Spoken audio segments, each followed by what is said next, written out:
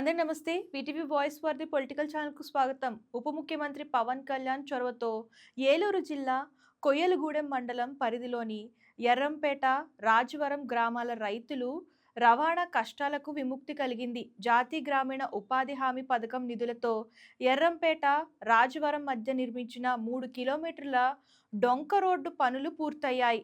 ఈ రోడ్డు నిర్మాణంతో 12,500 మంది ప్రజల రవాణా కష్టాలు తీరనున్నాయి.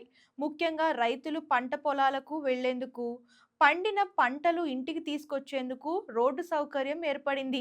గత ఏడాది నవంబర్ 24వ తేదీన పవన్ కళ్యాణ్ ఐఏఎస్ జగన్నాథపురం పర్యటనకు వెళ్లిన సందర్భంలో ఆయా గ్రామాలకు చెందిన ప్రజలు డొంక రోడ్ నిర్మించాలని కోరుతూ వినతి పత్రం ఇచ్చారు. సో ఇంతకీ పవన్ కళ్యాణ్ ప్రజల కోరిక తీర్చారు. సో ఆ మార్గంలో రోడ్ అనేది వేయించారు. దీని గురించి మీకు ఎట్లా అనిపిస్తుందో కామెంట్ రూపంలో తెలియజేయండి.